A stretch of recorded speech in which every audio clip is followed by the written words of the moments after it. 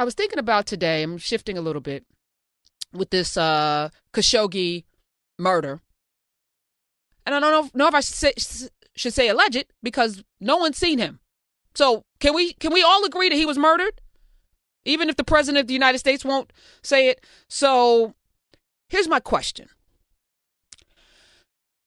Ever since, I was questioning my education, I learned in school that Columbus discovered America, and then I found out as an adult that wasn't true, right? I also learned that, Russia was an enemy, right? And then I find out that maybe that's not true. This president said that Putin and Russia, they're, I looked in his soul. He's a great guy. He's not lying to us, right?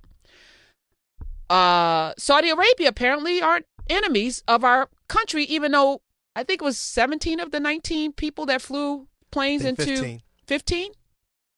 Okay. Are you sure it's 15 and not 14 and not? Some teen number of Saudi Arabians were on the planes at 9/11 attacking this country. That's a fact. But they're not on the list of banned countries. That was always disturbing to me. When I saw the list of banned countries, Somalia's on, it's like a bunch of African nations and not Saudi Arabia, where we actually know for a fact that the folks that attacked us on 9/11, they came from Saudi Arabia. But they're allies. Why are they allies? Why is Iran an enemy and Saudi Arabia is an ally? Osama bin Laden was an enemy. Yet Osama bin Laden was an ally when he fought on our behalf against the Russians, who were enemies, and now they're not. So my question is, who determines which nations are enemies of America, right? Which is China an enemy? So if China's an enemy, how are they able to buy up a lot of our debt? How do we allow an enemy of this nation to buy up debt? Like, things have to make sense, don't they? 866-801-8255. If someone can explain it to me, I really want to be educated today. Who determines which nations are enemies of America and what's the criteria? Because I would think flying planes into buildings and taking down the World Trade Center should be at the top of the list of what would make a nation state an enemy of America. I would think that.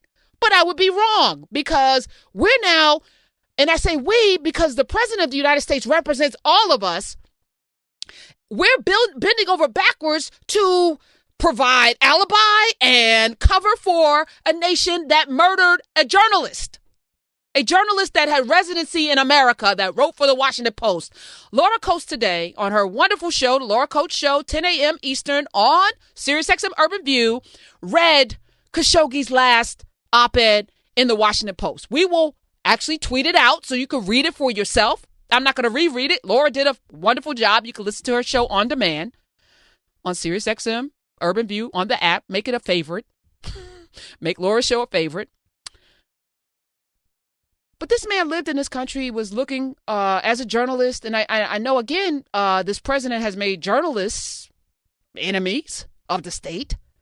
But are they enemies just because he says that they're enemies? Where's the line? And if you live in this country, again, this is not a partisan argument. So don't call up talking about Democrats and Republicans, because I don't do that. I need to know, as a citizen of America, I live in this country. I've been here 5-6 generations. I love this country. I wouldn't want to live anywhere else. Please tell me, what are the rules? Who's an enemy? Who should I be afraid of? Who should I, and does it matter like what your status is? So if you're wealthy, do you have different enemies? If you're a billionaire, I'm going to ask Roger Stone when he comes in, like, where's the line? Who do we trust? Who do we not trust? It was once said like Germany, France, and England were our allies, but now they're not. What happens in that situation as an American? How do we look at France, the EU? How do we look at England? How do we look at Germany? And I don't understand it. 866-801-8255. So, Roger Stone is sick. Okay. So he'll be back. Sorry. Okay. And that's fine. He's coming in on Monday. He's coming in on Monday. And he's not feeling well. Thank you, Jameson. With your point about our allies, it comes down to natural resources as a key component to that. And Saudi Arabia oil. You see how that is it? I mean, so there are other nations. Kuwait has oil. Actually, we have more oil. We have enough oil to cover our own asses, right? We do. So if it's just about resources, so do we forsake our safety because they're giving us something that we need? And then I think about throughout history, when I think about Iran, I think about the Shah of Iran, which we actually gave them their leadership, right? So let's go down the list here. We installed a leader in Iran, the Shah, and those people who lived there weren't supposed to be mad about that. Imagine if somebody decided that we were going to pick a leader for America who would do our bidding, right? Imagine that. I'm going to make it easy. Plays 5 minutes of Trump, Jameson. We don't have to imagine it. It happened. And now, I love the poorly educated. it's time for Look at my African American over here. 5 Look at him. minutes Are you the greatest? You know what I'm talking about? of Trump. I don't know what I said. I don't remember. 5 minutes of Trump I'm a very intelligent person. with Karen Hunter. Nope. No. So that happened. So Russia actually installed a leader. A man that didn't win the popular vote. They attacked Facebook, and they got people to stay home. Jill Stein, if you don't want to believe me, there's a picture of Jill Stein at the table with Michael Flynn in Russia with Putin.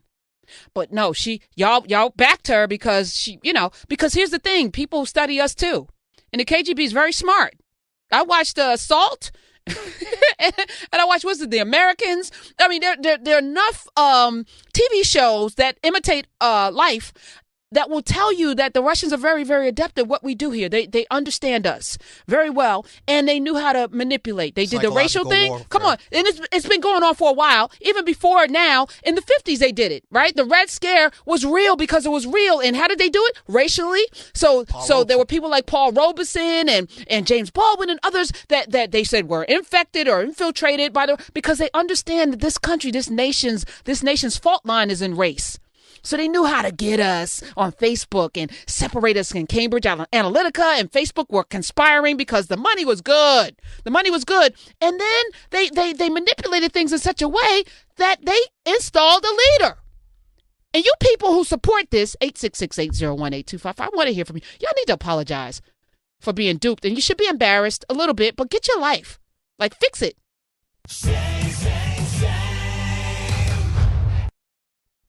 All right, here's what we're going to do today. You're going to stay off the sound effects till Smith comes back.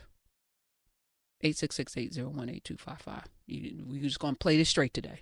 That's what we're going to do, Jameson, all right? All right. Can I get a ding for that? 866-801-8255. So I'm asking the question, all right? Which nations are we supposed to be enemies with? And why? And who gets to determine that? Because I used to be able to trust the government if they told us, Russia's bad. Gorbachev, tear down that wall. We were like, yay, they tore down the wall. Reagan's great. Yes. Osama bin Laden is bad. And then you start doing research, but didn't we give him arms to fight? And he whipped Russia's ass for us in Afghanistan. Let me just say, he mounted an army. Russia had to back out. Those were all American weapons, though. So when did he become an enemy? What happened? Something happened, right? Ooh, Saddam Hussein is bad. He's evil. He's got nuclear weapons. We got to kill him. So we killed him. We killed a sovereign leader. Think about that for a second. What's the consequence to doing that? And I'm not saying Saddam Hussein was great. I'm just saying, who gets to determine whether a leader needs to be taken out? We think China's bad. Human rights, oh my goodness, they're horrible. Do we go in and take out China's leader because they're horrible on human rights? Because that's basically what we did in Iraq. Did we do that to Iraq because we could? And we can't do it to China because they will blow us to smithereens? So we're cowards? Are we cowards or are we heroes?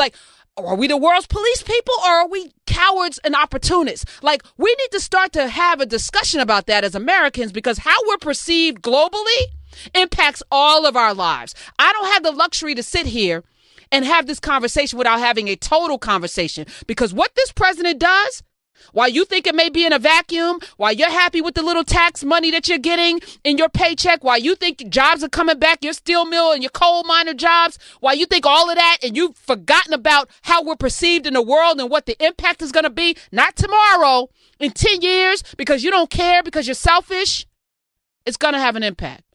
And we, the people, must decide who we're going to be in the future. We're going to have to make that decision. Are we the world's police people?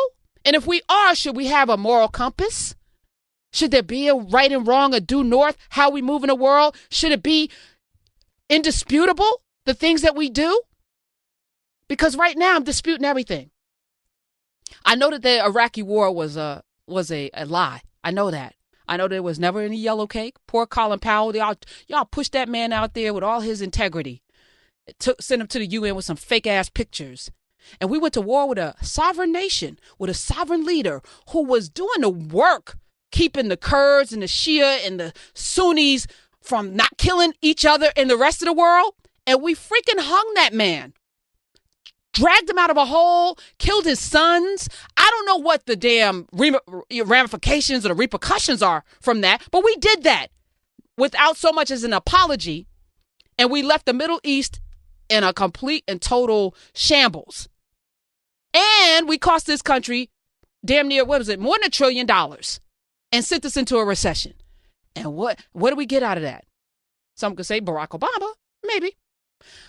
I don't know if it was worth it, but what do we get back? What happens? How do we fix that? What's the karma from that?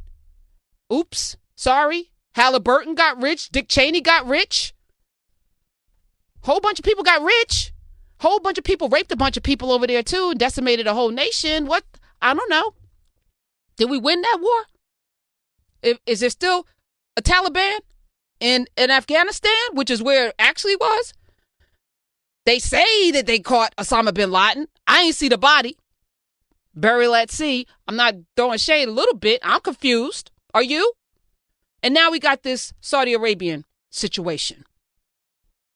We got to ask some questions. And more importantly, we have to vote in people who have integrity, who aren't going to lie to us every time they open their mouths.